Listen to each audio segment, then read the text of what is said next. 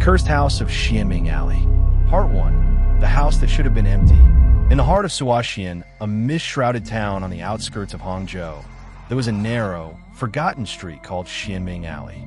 The cobblestones were cracked, the air smelled of stagnant rainwater and burned incense, and the lamps never stayed lit past dusk. At the end of that alley stood an old house, the Zhen Residence, its black tiles coated in moss, its wooden doors sealed with paper talismans yellowed by time. No tenant had lasted there more than 3 nights. Some said they moved away in silence. Others said they were taken. Children whispered that on moonless nights, red lanterns glowed from behind its broken windows, and a woman in a wedding gown wandered the courtyard, weeping into her veil. When Wu Han, a young architect from Shanghai, came to Suoxian, he dismissed such tales as superstitious nonsense. He had a reputation for exposing the ghost stories behind old structures, and the Zhen Residence, abandoned for nearly a century, fascinated him. "It's just wood and stone," he said when the landlord offered the place for half the price. The landlord's cloudy eyes lifted. "Stone remembers," he murmured, "and wood bleeds." Wu Han only smiled. He signed the lease with a confident stroke. Part 2. The portrait in the hall.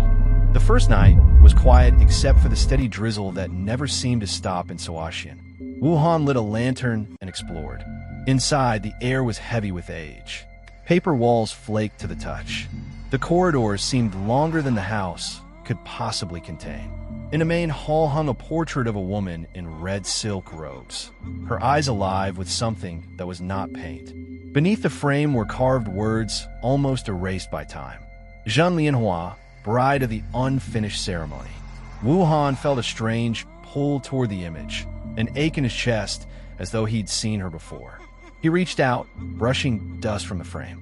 Her lips seemed to tremble, the faintest curve forming. That night, he dreamed of soft bells and rain. He heard silk dragging across the floorboards, steps stopping outside his door. When he woke, the lantern was still burning, but the portrait's surface was streaked with moisture. A red stain trailed down the woman's neck like a wound that had begun to weep. Part 3. The whisper beneath the floorboards. On the second day, the sun never broke through the fog. Wu Han surveyed the structure, measuring angles and joints for his notes. But something in the geometry was wrong. Hallways that bent in impossible ways, door frames that seemed to shift when unobserved. By evening, he noticed a steady, muffled tapping beneath the floor. Hot? He pried up a plank. Underneath was not stone but packed earth, and in the dirt lay a jade hairpin, glistening green and perfect except for the dark crust at its tip.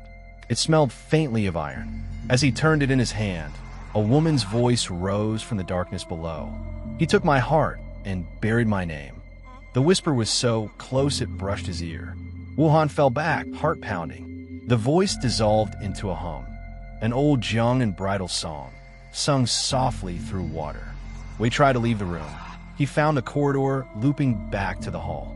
Every door led to the same place, the portrait.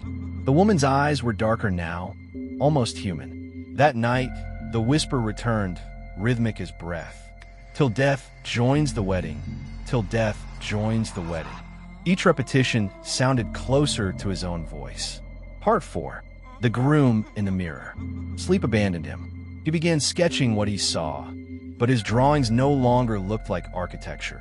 They were filled with faces behind windows, a bride reaching through mirrors, a groom with his own features twisted in grief. While exploring the study on the third night, Wu Han found an ancient bronze mirror, its surface clouded with age. When he wiped it clean, a reflection shimmered that did not match his movements. Behind him stood a man in old-fashioned wedding robes, pale, solemn, identical to him, but colder, emptier. He spun around. Nothing. Turning back, the mirror showed the man closer, smiling faintly.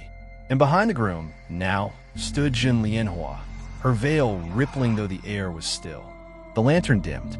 Their eyes locked with his through the glass.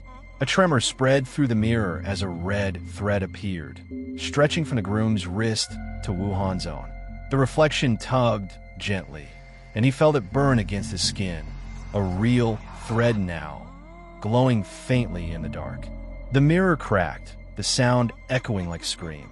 Wu Han stumbled away, but the thread remained, winding behind him through the house, pulsing softly as though alive. Part 5. The Wedding at Midnight. Outside, the town's bells began to toll midnight. Rain lashed the eaves like fingers. The red thread tightened, pulling him toward the courtyard. He followed, half in trance, half in terror. The yard was transformed. Hundreds of paper lanterns floated above pools of rainwater, each casting a trembling light. Beneath them stood an altar covered in faded red silk, arranged for a wedding long forgotten. And there, at the center, stood Zhen Residence. Her gown shimmered with water and blood, her veil blackened at the edges. Yet she was beautiful, heartbreakingly so. She extended her hand. The thread bound their wrists together. "You came back," she whispered, voice soft as a sigh through hollow wood. "Now we can finish what you broke." "I don't know you," he gasped. Her expression did not change. But he did. From the shadowed hall stepped the groom from the mirror, his exact double. The twins' eyes were blank mirrors, and when he spoke, Wu Han heard his own voice echoing back. "You left her waiting. The vow was never complete." The bride raised the jade hairpin. "You promised to return before the river froze." She pressed the hairpin into his palm. A sharp pain seared his flesh. Blood welled, tracing the red thread down into the altar's cracks. The ground throbbed alive, breathing. The paper lanterns turned crimson one by one. Bells began ringing, faster, louder, until the sound became a single endless scream. Wu Han felt his body grow cold. He looked down. His reflection in the puddle wore wedding robes.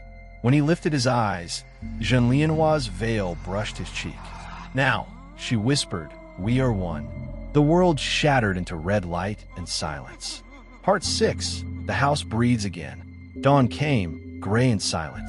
The landlord returned to check the property, expecting to find another tenant fled. The doors were open. The talismans had peeled away. Inside, the air smelled of incense and river silt. Wu Han was nowhere to be found. Only a lantern remained, burning with a steady red flame before the altar. Above it hung the portrait of Zhen Residence, but it had changed. Now she smiled fully, and beside her stood the groom, his features unmistakably Wu Han's. The landlord closed the door and nailed it shut again. "May you both rest," he muttered. But as he walked away, he swore he heard faint laughter trailing from the house, like two voices tangled in joy and sorrow. Part 7. What the River Remembers. Months later, Suoxian flooded. The townsfolk said the river rose overnight, swallowing Xuanming Alley first. When the water receded, the Zhen Residence still stood, untouched. Its walls were wet, but the lantern inside still burned. A scholar from Hangzhou came to investigate the legend. He found old town records describing a tragedy a century before. Architect Zhen Wei, betrothed to a woman named Lianhua, drowned her in a fit of jealousy the night before their wedding. Overcome by guilt, he hung himself in the same hall.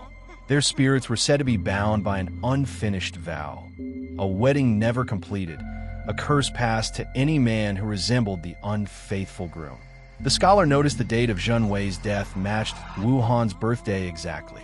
When he left the house, he caught a reflection in a puddle, a bride and groom standing side by side in the doorway, smiling as if posing for a portrait. That night, villagers claimed to see red lanterns floating along the river. They drifted silently toward the east, toward Hangzhou, vanishing beneath the mist.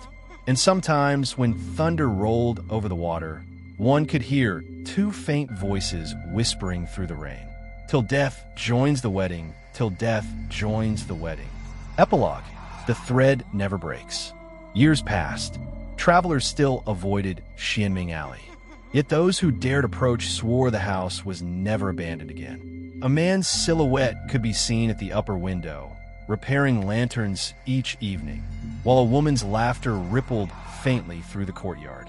During the ghost festival, when the town lit candles for the departed, the wind from the alley carried a sweet, sick scent of osmanthus and blood. And if you followed the trail of red petals to the door and looked inside, You might see 2 cups of wine upon the altar, still warm, waiting for anyone bold enough to finish their toast. Because the house of Zhen Lianhua is never truly empty. It only waits for the next soul curious enough to walk its halls and promise to stay 3 nights.